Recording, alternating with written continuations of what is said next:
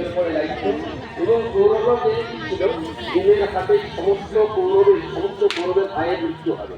সুতরাং এই করে তার রথের চূড়া উঠিয়ে দিয়ে তার রথের চূড়া উঠিয়ে দিয়ে তিনি প্রমাণ করছিলেন যে আমি তা করি। এরকম একটা পরিকল্পনা ছিল, কিন্তু রাখে হরি মারে কে? শ্রীকৃষ্ণ স্বয়ং যাদের সহায় তাদের কে মারে? দেখা গেল এই কাঠ ধরে সদস্যরা নয়, এটি কি সামান্য বিহারে একটি পাহাড় থেকে বেরিয়ে এসেছে, কিন্তু দেখা গেল সেই কাক ভরে শ্রীকৃষ্ণের নির্দেশে বা শ্রীকৃষ্ণের দয়ায় দেখা গেল উজান বইল এই নদী দিয়ে। কাক ভরে উজান বইয়ে দুকুল ছাপিয়ে বন্যা হয়ে গেল। অনুক্রমেই কৌরবের সৈন্যরা এইবারে এসে পাণ্ডব ছাড়া। যাক, আমি শেষ করবো শুধু একটি কথা বলে, মেলা মানে মিলনস্থল। রবীন্দ্রনাথ সুন্দর একটি কথা বলেছিলেন কাউকে যদি সত্যি স্মরণ করতে হয়, দীর্ঘকাল ধরে মানব সভ্যতা যতদিন থাকবে ততদিন যদি কাউকে স্মরণ করতে হয়, তাহলে স্মৃতিস্তম্ভ বানিয়ে লাভ নেই। স্মৃতিস্তম্ভ কালের নিয়মে একদিন না একদিন ধ্বংস হবে। কিন্তু যদি সেই মানুষটির নামে একটি মেলা তৈরি করে দেওয়া যায়, তাহলে যতদিন মানব সভ্যতা টিকবে ততদিন কিন্তু তিনিও স্মৃতিতে থাকবেন। এই মেলা হচ্ছে তাই, জয়দেব হচ্ছে তাই। যুগ যুগ ধরে জয়দেবের মেলা চলতেই থাকবে, পাণ্ডবমণিদের মেলা চলতেই থাকবে, কারণ মেলা হচ্ছে মিলনস্থল। মানব সভ্যতার সঙ্গেই এই মেলার সম্পর্ক। নমস্কার। অসংখ্য ধন্যবাদ ওনার মূল্যবান বক্তব্য রাখার জন্য। এবার আমাদের সামনে মঞ্চে উপস্থিত রয়েছেন ওনার মূল্যবান বক্তব্য রাখার জন্য। এবার মঞ্চের অনুষ্ঠানের বিশেষ বক্তা স্বামী শ্রী নারায়ণ শরণ দেব।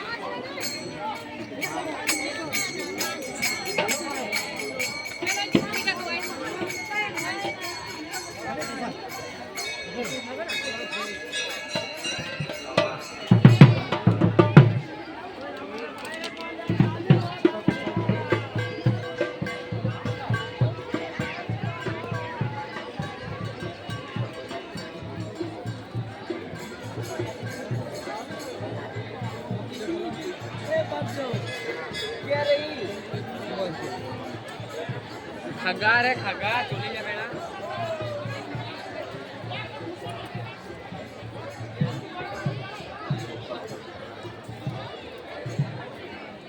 তোরে কই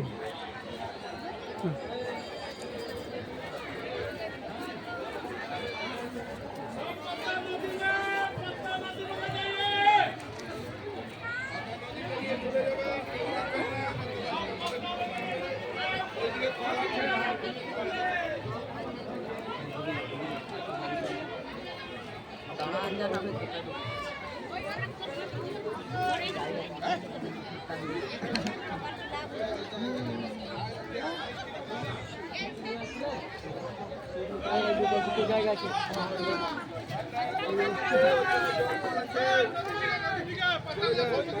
নদীতে কল আছে, ওদিকে কল আছে, চলো বাবুদা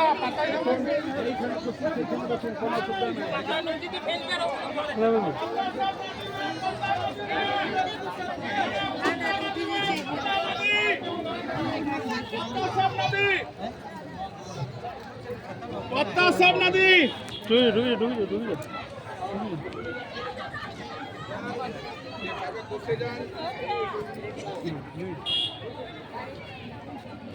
একবার নদীতে জল আছে,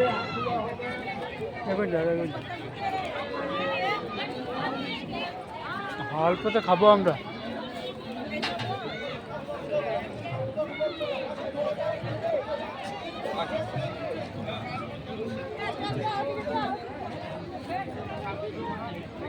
গান যদি বার করবি